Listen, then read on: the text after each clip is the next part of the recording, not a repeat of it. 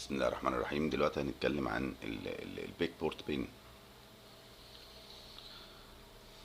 وازاي البيك بورت بين دي بتشتغل. البنات بتاعت البيك او بتاعت المايكرو هي اللي هتوصل البيك ده بالعالم الخارجي كانبوت او كاوتبوت.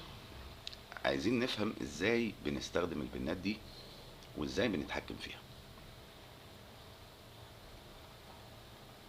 في بعض البنات بيبقى ليها فانكشنز تانية زي الانتربت، زي التايمر اللي جوه الكنترولر، ممكن اشغله او اخرج خارج على بن، اشغله من بن او اخرج خارج على بن. والانتربت نفس الكلام. هنفهم الكلام ده يعني قدام في الكورس.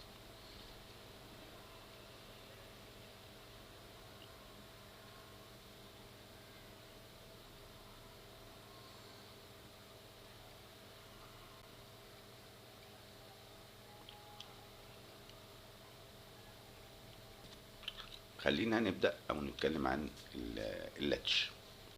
كل بن في المايكرو كنترولر ليها ثلاثة تايب او ثلاث انواع من اللاتش، يا اما انبوت لاتش يا اوتبوت لاتش يا اما تراي ستيت لاتش. اللاتش هي الدايره اللي بتحفظ الداتا اللي بتدخل لها. كلمه لاتش معناها ان هي تسجل او تخزن او تحفظ البيانات. لو فرضنا الشكل اللي قدامنا كده، البن او الداتا انبوت بتتغير من 0 و1، وانا مش عامل انيبل لللاتش، فاذا الداتا دي مش هتتحفظ، هتتغير وانا مش هحفظها، مش هشوفها.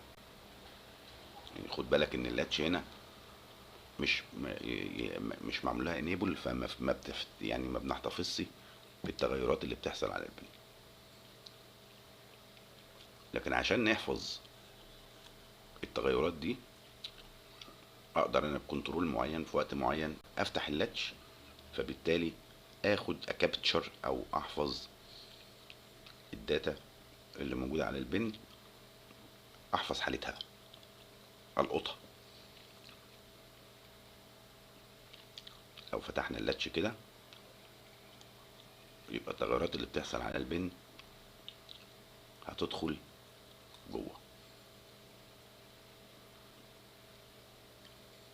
عشان نعمل نحفظ بقى الداتا دي او نمرايز الداتا دي،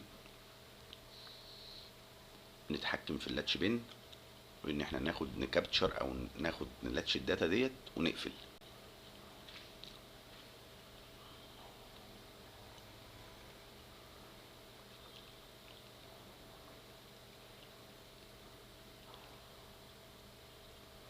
في حالة الانبوت لاتش، احنا هنقرا الرجل بتاعت المايكرو كنترولر وهندخلها على الداتا بس، هنحفظها.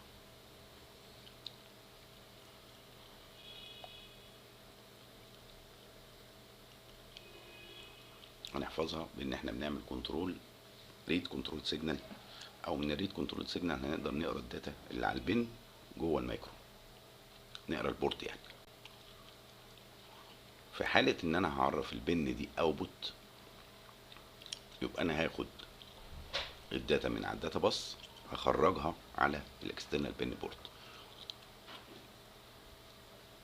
احنا بناخد دلوقتي تعريف مبدئي عشان نفهم الاكشن او الميكانيزم بتاع الشغل، وبعدين قدام شوية هنتعرف بقى ازاي نتحكم في الكلام ده من خلال السوفت وير.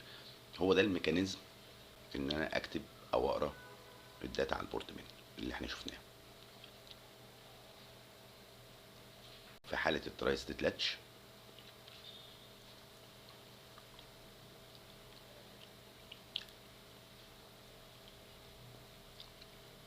الداتا اللي هي موجودة على الداتا باص والداتا اللي على الاوتبوت لاين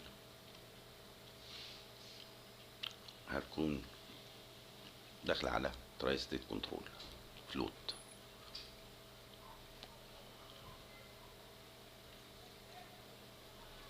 يبقى انا كده اقدر اعمل انبوت او اوتبوت او تراي ستيت.